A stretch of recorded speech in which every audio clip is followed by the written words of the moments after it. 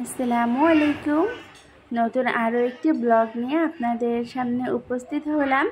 আশা করি যে যেখান থেকে আমার ভিডিওটি দেখছেন আল্লাহর রহমতে সবাই ভালো আছেন। আমরাও আলহামদুলিল্লাহ ভালো আছি। আর আজকে একদম সকাল থেকেই কাজ শুরু করে দিয়েছি। সকালে ঘুম থেকে উঠেই মেয়েকে পাস্তা তৈরি করে দিয়ে মাদ্রাসায় দিয়েও এসেছি। আর তারপর ছেলেটা ঘুমিয়েছিল, আর এই ফাঁকে ভাবলাম নাস্তাটাও তৈরি করে নেই, কারণ প্রতিদিন আমার নাস্তা তৈরি করতে অনেক বেশি দেরি হয়ে যায়, যেহেতু বাবু সজাগ থাকে আর ওকে নিয়ে তো কাজ করাটা অনেক বেশি মুশকিল। সব কিছুই হাত থেকে কেড়ে নিয়ে যেতে চায়, তো সব কিছুতে অনেকটা দেরিও হয়ে যায়। তাই বাচ্চাটা আজকে ঘুম থাকতে থাকতেই নাস্তাটা তৈরি করে নিচ্ছিলাম। এদিকে আমি আটাটা সিদ্ধ করে রেখে এই ফাঁকে অনেকগুলো থালা বাসন জমেছিল, সেগুলোকে পরিষ্কার করে নিচ্ছি। প্রতিদিন তো এই কাজগুলো সবই করা হয়, তবে আপনাদের সঙ্গে শেয়ার করা হয় না, যেহেতু ছোট বাচ্চা আছে। তাই প্রতিটা কাজ করার আগে ক্যামেরা অন করতে গেলে সব কাজে কিন্তু অনেক বেশি দেরি হয়ে যায়। এমনিতেও আমি সময় মতো কাজগুলো শেষ করতে পারি না। আজকে ভাবলাম আপনাদেরকে একটু দেখিয়ে দিই কখন কি করি, যতটুকু পারা যায়। সারাদিনের কাজ থেকে একটু একটু করে আজকে ভিডিও করেছি, যদিও সবটা করতে পারিনি। আপনারা ভিডিও দেখাকালীন আমার ভিডিওর কোনো অংশ যদি আপনাদের কাছে ভালো লেগে যায়, তাহলে অবশ্যই আমার চ্যানেলটা সাবস্ক্রাইব করবেন। আর আপনার কোনো মতামত থাকলে তা আমাকে কমেন্ট করে জানাবেন। আমার ভিডিওতে একটি লাইক দিতে পারেন, এতে করে আমার ভিডিওটি আরও অসংখ্য মানুষের সামনে পৌঁছাবে, এতে করে আরও নতুন নতুন ভিডিও তৈরি করার অনুপ্রেরণা পাবো। আর ফেসবুক থেকে দেখে থাকলে অবশ্যই আমার পেজটাতে ফলো দিয়ে দিবেন। আপনাদের সঙ্গে কথা বলছি আর এদিকে আমার থালা বাসনগুলো কিন্তু ধোয়া হয়ে গিয়েছে। তারপর এদিকে আমি আটাটাকে খুব ভালো করে মথে নিয়েছি। আর সিদ্ধ আটার রুটি বানাতে গেলে সবসময় একটু গরম অবস্থাতেই আমি মথে নেই, এতে করে কিন্তু রুটিটা অনেক বেশি সফট থাকে দীর্ঘ সময় পর্যন্ত। আর এই তো সবগুলো রুটি আমার প্রায় ভাজা হয়ে গিয়েছে। লাস্টের দিকে বাবু উঠে গিয়েছিল, আর ওকে কোলে নিয়ে এখন একটা রুটি ভেজে নিচ্ছি আর আপনাদের সঙ্গে শেয়ারও করে নিচ্ছি। আজকে আমি এই খুন্তিটা দিয়ে রুটিগুলো ভেজে নিব।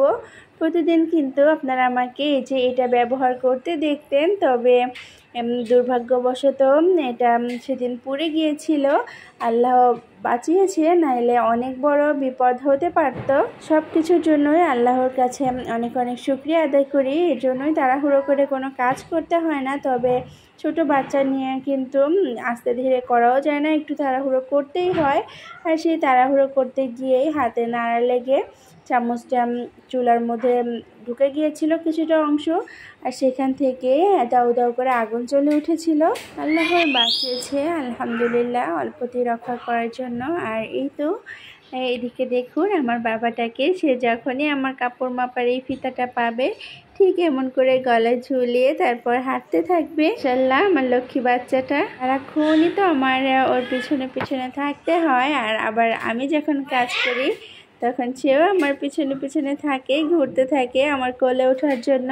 তো বেশিরভাগ সময় তাকে কোলে নিয়েই সব কাজগুলো করা হয়, আর যেগুলো তো একদমই করা সম্ভব নয় তখন ওকে রেখে তারপর করি।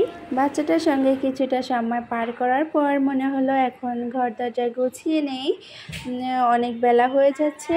তাই এদিকে আমি একদম মশারি উঠিয়ে বিছানা ছেড়ে নিলাম। তবে আমার বিছানাটা বেশিক্ষণ কিন্তু এমন থাকবে না, একটু পরেই একদম পুরো ঝড় উঠে যাব বিছানার উপর। তারপর একটু গুছিয়ে নিচ্ছি যতটুকু সময় থাকে, মনের শান্তি আর কি।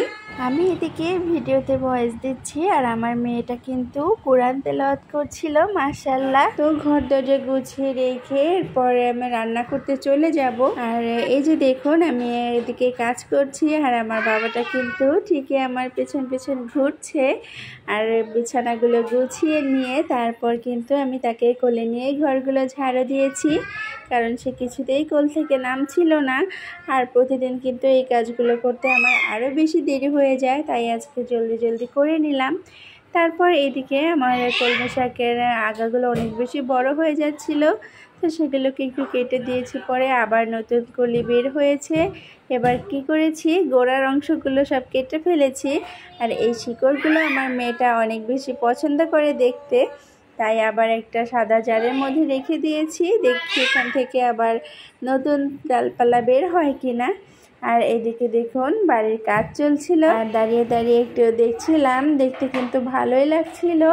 আগে কখনো এভাবে কাজ থেকে দেখা হয়নি, যেহেতু সবসময় ঘরের মধ্যে থাকাই হয়। এখন তো সব কাজেই অনেক বেশি প্রযুক্তির ছোঁয়া, আর কাজগুলো আগে থেকে অনেকটা সহজ করা হয়েছে। আমরা যখন ছোট ছিলাম তখন তো দেখেছি 3-4 তলাতেও সিঁড়ি বেয়ে এই ঢালাইগুলো মাথায় করে নিয়ে উঠে তারপরেই সেই ছাদটা ঢালাই দেওয়া হতো। আর এই যে দেখুন আশেপাশে কোথাও একটু জায়গাও ফাঁকা নেই, সবখানে শুধু ইটের বাড়িঘর আর বাড়িঘর। গাছপালা তো একদম নেই বললেই চলে।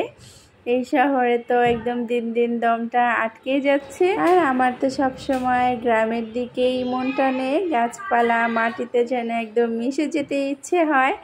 আর আমার বাচ্চাগুলো হয়েছে ঠিক তেমনই, ওরাও একবার গ্রামে গেলে তারপর আর আসতে চায় না। আর সবাই গ্রাম অনেক বেশি পছন্দ করে। তারপর এই যে দেখুন আমার বাবাটার কাণ্ড, সে তো এই ওয়াকারে উঠে কখনো চালাতোই না, তবে এখন হাঁটা শিখে গিয়েছে। আর এখন কি করে একবার এটার মধ্যে ঢুকবে, আবার একা একা নিজেই বের হবে। তবে আগে অনেক ভয় পেতাম পড়ে যাবে কিনা, এখন সেই জিনিসটা আয়ত্ত করে ফেলেছে মাশাল্লাহ। এখন আর পড়ে না, তারপরও তাকিয়ে থাকি যে যদি পড়ে যায় আর আমি যেন গিয়ে ধরতে পারি কোনো ব্যথা পাওয়ার আগেই। আর এই তো এদিকে আমি দুপুরের রান্নাটাও করে নিচ্ছিলাম। আজকে ওদের বাবার ছুটি দিন ছিল আর বলছিল পোলাও খাবে, এর জন্য একটু পোলাও আর মুরগির মাংস রান্না করব। বাচ্চারা তো মুরগির মাংসটাই অনেক বেশি পছন্দ করে, আর এটাই বেশি রান্না করা হয়। ওরা গরুর মাংসটা তেমন একটা পছন্দ করে না, তবে আমাদের আবার অনেক বেশি পছন্দ। যাই হোক, আমার তো কয়েকদিন ধরে মুরগি খেতে খেতে একদম আর খেতে ইচ্ছা করছিল না, মুখ থেকে মুরগির রুচিটা চলে গিয়েছে মনে হয়। আর তাই ভাবছি আজকে আর কোনো মুরগি খাবো না, কোনো একটা ভর্তার আইটেম তৈরি করব, আর সেটা দিয়েই মজা করে পোলাওটা খাবো। আমার কাছে কিন্তু ভর্তা দিয়ে পোলাও খেতে অনেক বেশি ভালো লাগে। আর এই যে দেখুন, এটা কিন্তু প্রতিদিনের কাহিনী।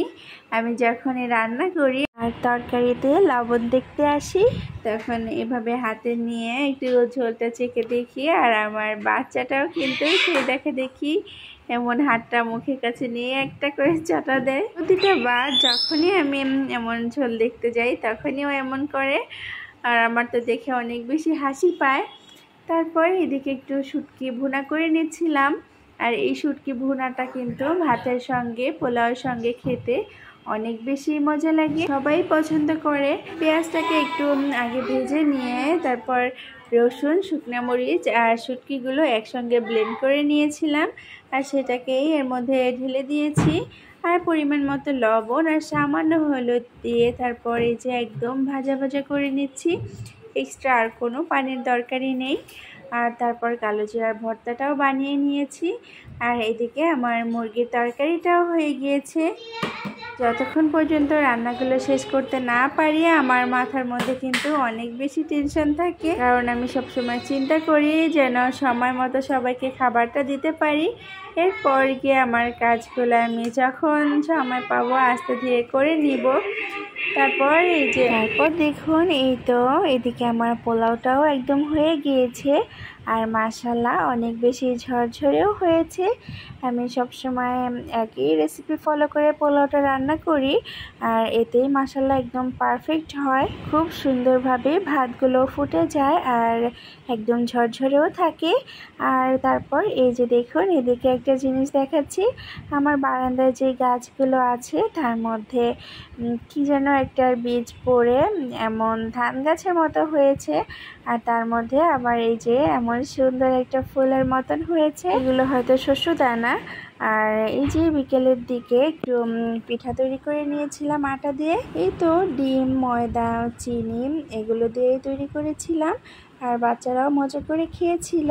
তারপর এই যে দেখুন রাতের বেলা আমার বাচ্চাটা কিন্তু ঘুমিয়ে গিয়েছে, আর তখন ওর বাবা আইসক্রিম নিয়ে এসেছিল ওদের জন্য, আর ও কিন্তু কথা টের পেয়েই উঠে গিয়েছে, আর উঠে আইসক্রিম খেতে চাচ্ছিল, আর সে মাথা ঝুলিয়ে না করছিল যে সে এইভাবে খাবে না, নিজের হাতে নিয়ে তারপর খাবে। দেখুন কেমনভাবে তার বোনের কাছে যাচ্ছিল। সব বাচ্চারাই কিন্তু আইসক্রিম অনেক পছন্দ করে, ঠিক তেমনই আমার বাচ্চারাও পছন্দ করে। তবে ঠান্ডা লেগে যাওয়ার ভয়ে সবসময় কিন্তু সেভাবে দেওয়া হয় না। এই যে একটু মুখের কাছে নিয়ে সরিয়ে ফেলে, এভাবেই দিচ্ছি। আজ এই পর্যন্তই। সবাই ভালো থাকবেন, সুস্থ থাকবেন। আল্লাহ হাফিজ।